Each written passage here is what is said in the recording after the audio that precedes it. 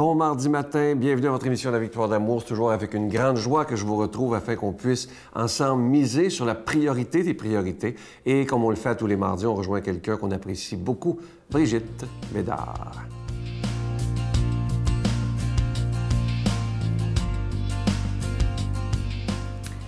Bonjour tout le monde. Nous poursuivons toujours le chapitre, quatrième chapitre, l'amour dans le mariage, de la joie de l'amour du pape François. Alors, là, on a fait, vous savez, c'est un chapitre qui est fait en 3 parties. La première partie, c'est vraiment sur 1 Corinthiens 13, 4-7, qui est l'hymne à l'amour de Saint Paul, qui raconte vraiment qu'est-ce que c'est le vrai amour. Alors, on l'a tout vu. Et puis là, après ça, le pape, il part sur, il dit, bien, après avoir vu qu'est-ce que c'est le véritable amour, là, il va parler vraiment de qu'est-ce que c'est grandir dans la charité conjugale. Et il va vraiment nous amener à comprendre que quand on se marie, on n'est pas parce qu'on a un sacrement de mariage que tout d'un coup, on est parfait, là. Alors non, c'est pas ça. Puis, il faut pas en vouloir à l'autre de pas être parfait non plus. Et puis, c'est vraiment une question de progression. On grandit tranquillement. Dieu va nous façonner comme il veut nous façonner. Et il dit, c'est ça qui est vraiment beau, il dit que le mariage, c'est une union affective, spirituelle et oblative. Alors, oblative, ça veut dire que c'est comme une offrande, comme quand on va à la messe, là. C'est vraiment une offrande. Alors, ensemble, l'homme et la femme vont se donner l'un à l'autre pour mieux se donner à leurs enfants et à Dieu, évidemment. Ça va tout ensemble. Il dit, l'esprit que répand le Seigneur sur leur couple leur donne un cœur nouveau et rend l'homme et la femme capables de s'aimer comme le Christ nous a aimés. Ça veut dire sans condition et jusqu'à la mort. C'est ça que ça veut dire, là. Oh, je suis vraiment capable d'aimer comme ça. C'est vraiment Dieu qui va nous donner ce cadeau d'être capable de nous aimer comme ça. Si c'est un vrai mariage, on s'entend. Alors, il dit aussi de prier au nom de notre sacrement de mariage. C'est un sacrement très puissant, puis on est porté à l'oublier dans notre monde, tu sais. On met beaucoup d'emphase sur peut-être les autres sacrements, mais le sacrement de mariage, c'est vraiment, c'est une mission. Alors Dieu nous envoie en mission et pour rendre visible Dieu dans le monde, pour montrer au monde comment on s'aime. C'est une grande mission et je vous souhaite de l'accomplir. Notre Père qui es aux cieux, que ton nom soit sanctifié, que ton règne vienne, que ta volonté soit faite sur la terre comme au ciel. Donne-nous aujourd'hui notre pain de ce jour. Pardonne-nous nos offenses comme nous pardonnons à ceux qui nous ont offensés. Ne nous laisse pas entrer en tentation, mais délivre-nous du mal, car c'est à toi qu'appartient le règne, la puissance et la gloire pour les siècles des siècles. Amen. Donne-moi rendez-vous dans l'éternité, qu'il faut croire toujours en toi. Mais mon Dieu, j'ai besoin de toi, comme lui savoir dresser la table, chanter l'amour, gens de toute la terre. Prends mon cœur, je l'ai gardé pour toi, mon Dieu. La victoire de l'amour, c'est la force de la foi. On a tous un rendez-vous dans les bras de Jésus.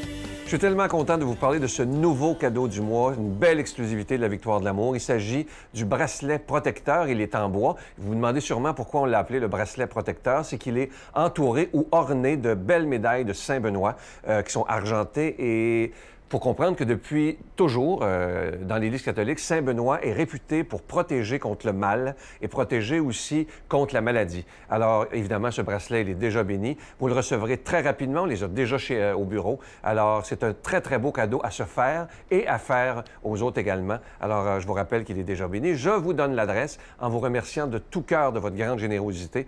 Et voilà l'adresse, la Victoire de l'Amour, casier postal 120, succursale Boucherville à Boucherville, le J4B 5E6, je vous la redonne, la Victoire de l'Amour, casier postal 120, succursale Boucherville à Boucherville, le J4B 5E6. Également par téléphone, par carte de crédit. Vous savez que dès que vous le commandez, soit par carte de crédit ou par Internet, c'est envoyé dès le lendemain. Alors, c'est très, très rapide. Alors, par téléphone, 514-523-4433, 523-4433 ou sans frais, le 1-888-811-9291, 1-888-811-9291 et aussi sur notre site Internet. Vous savez que c'est très sécuritaire de le faire par Internet, le www.lavictoiredelamour.org. Alors, je vous rappelle ce magnifique bracelet protecteur de Saint-Benoît qui est réputé pour protéger contre le mal et contre la maladie. Vous savez qu'avec tout ce qui se passe d'épouvantable dans le monde présentement, n'ayons pas peur de demander à Saint-Benoît de nous protéger contre tout mal. Et moi, je le porte avec beaucoup de fierté. Et voilà, je vous remercie de tout mon cœur.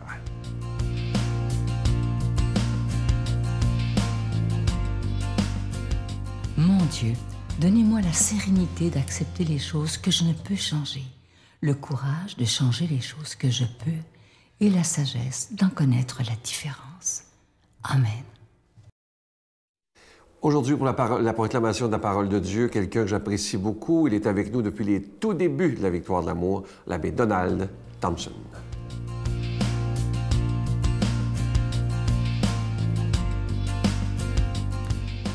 Bon matin, déjà le début mai, c'est agréable d'être au seuil de l'été qui s'en vient. Alors, on est dans le temps pascal sur le plan de la liturgie de l'Église catholique dans la 3e semaine de Pâques, le mardi. Donc, je vous lis donc l'Évangile de ce jour. Dans Saint Jean, chapitre 6, versets 30 à 35. En ce temps-là, la foule dit à Jésus, « Quel signe vas-tu accomplir pour que nous puissions le voir et te croire? Quelle œuvre vas-tu faire? Au désert, nos pères ont mangé la manne, comme dit l'Écriture. Il leur a donné à manger le pain venu du ciel. » Jésus leur répondit, « Amen, amen, je vous le dis, ce n'est pas Moïse qui vous a donné le pain venu du ciel, c'est mon Père qui vous donne le vrai pain venu du ciel. C'est le pain de Dieu, celui qui descend du ciel et qui donne la vie au monde. » Il lui dit alors, « Seigneur, donne-nous toujours de ce pain-là. » Jésus leur répondit, « Moi, je suis le pain de la vie. Celui qui vient à moi n'aura jamais faim. Celui qui croit en moi n'aura jamais soif. » Une belle parole, aujourd'hui, dans l'Évangile de Jean. C'est toujours excessivement profond dans l'Évangile de Jean quand on lit des extraits.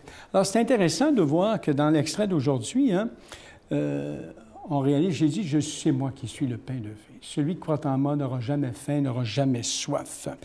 Donc, le pain de Dieu, finalement, ne manque pas.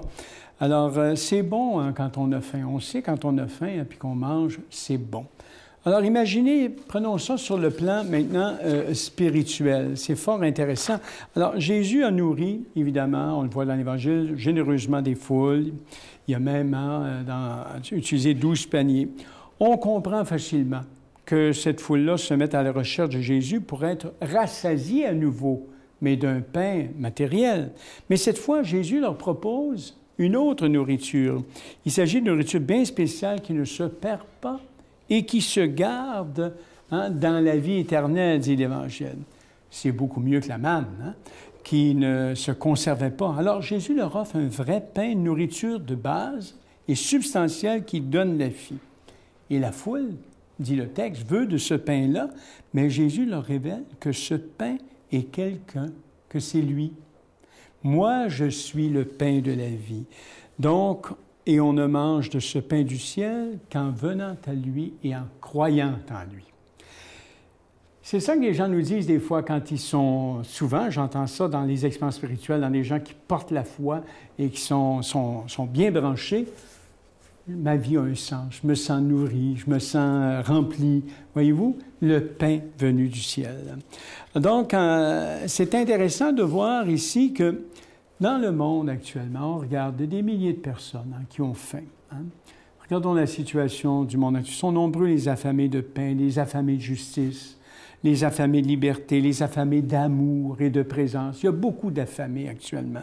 Et par contre, dans le monde et dans nos communautés chrétiennes, nous manquons d'affamés. C'est plus drôle un peu. Il y a plein d'affamés. Dans nos communautés chrétiennes, on manque d'affamés. Les églises sont vides. Le pain est là, en abondance, pour être mangé, et les convives sont rares. Sur la façade de notre église, des fois de nos églises, on devrait mettre peut-être une pancarte « Affamés, demandez ». Voyez-vous, affamés, demandez. Affamés de quoi? Affamés de la parole de Dieu. Oui, nous en manquons. Le pain de la parole de Dieu est si bon, si nourrissant, quand on est bien branché. Il se mange par la lecture, la méditation de la Bible, par des partages d'Évangile, etc., etc. Voyez-vous, c'est excessivement important. On a ceux qui font des expériences profondes, que la parole de Dieu nourrit, ils savent très bien que c'est un bon pain. Et dans notre monde, dans notre Église, d'ici, rares sont ceux et celles, malheureusement, qui ont faim de la parole de Dieu. Le Québec est une terre d'évangélisation. Donc, il faut être aussi des affamés d'intériorité, et nous en avons besoin. Dans un monde où le silence devient insupportable et nous sommes toujours en train de courir pour obtenir le dernier gadget, notre vie intérieure devient sclérosée. Combien de gens dont la vie intérieure est sclérosée actuellement? Que de choses matérielles nous sont nécessaires pour être heureux, comme si le bonheur pouvait s'acheter, au centre commercial, au centre d'achat. Nous ne sommes pas de purs esprits, bien sûr, ni des anges, c'est certain. Mais nous oublions que nous avons un cœur et une vie intérieure qui a besoin, elle aussi, de nourriture. Et ce matin, quelqu'un nous dit « Je suis le pain de la vie ». Alors, nous résistons trop souvent à calmer notre faim de spirituel ou d'intériorité. Nous réussissons trop souvent à calmer ça, en centrant nos énergies et notre temps uniquement sur des choses matérielles et accessoires. Alors, tout un monde à ce moment-là nous échappe. Tout un monde, très important parce que nous n'avons pas faim d'intériorité et de réalité spirituelle. Alors, la grâce que je vous souhaite dans ce temps pascal aujourd'hui, soyez des affamés de Dieu. Et regardons où sont les affamés aussi. La faim, vous savez, ça se développe. Il faut prendre des moyens, on le sait, la faim, ça se développe. Alors, il faut arrêter de grignoter puis aller vraiment manger le bon pain, donc se ressourcer spirituellement. Que Dieu de la vie vous bénisse. Le Père, le Fils et le Saint-Esprit. Amen. Soyez les affamés de Dieu. Je vous salue Marie, pleine de grâce. Le Seigneur est avec vous. Vous êtes bénie entre toutes les femmes, et Jésus, le fruit de vos entrailles, est béni. Sainte Marie, Mère de Dieu, priez pour nous pauvres pécheurs, maintenant et à l'heure de notre mort. Amen. Je vous laisse avec une très belle pensée qui dit ceci. Écoutez-la bien.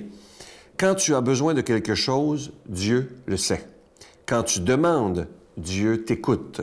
Mais quand tu crois, Dieu agit. Et ça, c'est tellement vrai. Jésus nous le dit dans les Évangiles. Si on ne croit pas, il n'y a rien qui va se passer au niveau de la prière. Ça, c'est clair quand Jésus dit « Tout ce que vous demanderez à mon Père en mon nom, croyez que vous l'avez reçu, et cela vous sera donné. » Donc, c'est très important, lorsqu'on prie, d'y croire totalement. À demain. Bye.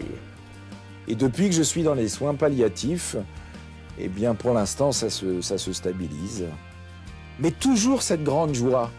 Alors, au départ, j'étais même embêté parce que je me disais « Mais quelle chance j'ai ! Je vais aller bientôt rejoindre mon Dieu. Quelle chance! Là-haut, on peut brûler les feux rouges. Là-haut, on n'a pas de parc-mètre. Là-haut,